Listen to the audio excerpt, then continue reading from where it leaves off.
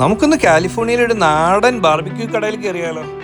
അമേരിക്കയിൽ എവിടെ നോക്കിയാലും എല്ലായിടത്തും ഫ്രാഞ്ചൈസ് റെസ്റ്റോറൻറ്റാണ്, എല്ലായിടത്തും ഈ മക്ഡിയും അതേപോലെ തന്നെ KFCയും ഒക്കെ. അപ്പോൾ എവിടെ പോയാലും നമുക്കൊരു പുതിയ ടേസ്റ്റുകളൊക്കെ കിട്ടാണ്ട് ഭയങ്കര ബുദ്ധിമുട്ടാണ്. അതുകൊണ്ട് തന്നെ ഇങ്ങനത്തെ തനതായ റെസ്റ്റോറൻറ്റിൽ കാണുമ്പോൾ ഞാനൊന്ന് കയറി ട്രൈ ചെയ്യും, എന്തെങ്കിലും പുതിയ ടേസ്റ്റുകൾ കിട്ടുമെന്ന് അറിയാൻ വേണ്ടിയിട്ട്. അങ്ങനെ നോക്കിയപ്പോഴാണ് ഈ കട കണ്ടത്. എന്നാൽ പിന്നെ ഈ കടയിലേക്ക് തന്നെ നേരിട്ട് കയറി നോക്കാം എന്തൊക്കെയാണ് ഇവിടുത്തെ. മൊത്തത്തിലൊരു പുതുമയൊക്കെ ഉണ്ട്. ഒരു ട്രാവലേഴ്സ് ടീമിലുള്ള നല്ലൊരു റെസ്റ്റോറൻറ്റ് ആയിട്ടാണ്, നല്ലൊരു ആംബിയൻസൊക്കെ അവിടെ ഉണ്ടായിരുന്നു. അപ്പോൾ തണുപ്പ് മാറാത്തതുകൊണ്ട് ഒത്തിരി പുറത്തുള്ള സർവീസൊന്നുമില്ല. ഇത് അവിടുത്തെ ഒരു ബാർബിക്യൂ മെഷീൻ പുറത്ത് തന്നെ ഡിസ്പ്ലേക്ക് വേണ്ടി വെച്ചിട്ടുണ്ട്. ഇത് ഉപയോഗിക്കുന്നതാണോ എന്ന് നമുക്കറിയില്ല. ഹംഗ്രി എൽസ് ബാർബിക്യൂ, അതാണ് റെസ്റ്റോറൻറ്റിൻ്റെ പേര്. അപ്പോൾ ആ റെസ്റ്റോറൻറ്റിൽ കണ്ട് ഞങ്ങൾ അതിൻ്റെ തീമൊക്കെ കണ്ട് ആസ്വദിച്ച് പതിയെന്ന് അകത്തേക്ക് കയറി നോക്കാം.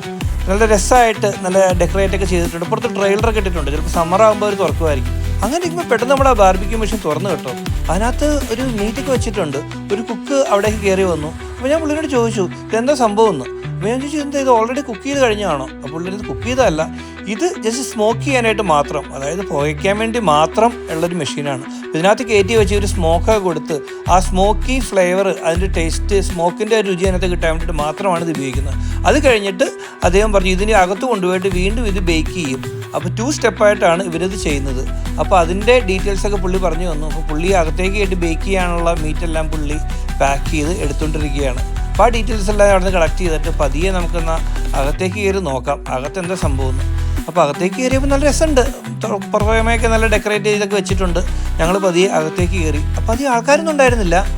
അപ്പോൾ ഒരാൾ മാത്രം അവിടെ ഇരിക്കുന്നുണ്ട്. അവിടെ ചെന്നപ്പോൾ തന്നെ അവിടെ ഒരു അമ്മച്ചി ഉണ്ടായിരുന്നു. അമ്മച്ചി ഞങ്ങളോട് ഭയങ്കര ഫ്രണ്ട്ലി ആയിരുന്നു. അമ്മച്ചിയോടെ ഞങ്ങൾ ചിരിച്ച് നല്ലോണം ഞങ്ങൾ അകത്തേക്ക് എന്നെ സ്വീകരിച്ചിരുത്തി. എന്തൊക്കെ വേണ്ടതെന്നൊക്കെ ചോദിച്ചു, കാര്യങ്ങളൊക്കെ പറഞ്ഞു. അപ്പോൾ ഡീറ്റെയിൽസൊക്കെ തന്നു. അപ്പോൾ വർത്തമാനമൊക്കെ പറഞ്ഞു. നല്ല ഫ്രണ്ട്ലി ആയിരുന്നു അമ്മച്ചി. അപ്പോൾ ഞാൻ ഉടനെ തന്നെ എന്തൊക്കെയാണ് സംഭവം എന്ന് വെച്ച് ഞാൻ മെനു ഒക്കെ നോക്കി നമുക്ക് ആവശ്യമുള്ള ചെറിയൊരു സാധനം ഓർഡറൊക്കെ ചെയ്തു.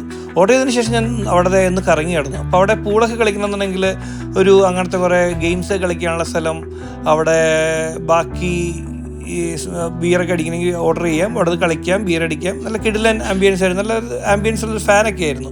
ആ ഫാനൊക്കെ കണ്ടു. ബൈക്ക് റൈഡേഴ്സിനൊക്കെ എൻ്റർടൈൻ ചെയ്യാൻ വേണ്ടിയിട്ട് അവരുടെ ബൈക്കേഴ്സ് ടീമിലുള്ള കുറേ ടേബിൾസ് ഉണ്ടായിരുന്നു.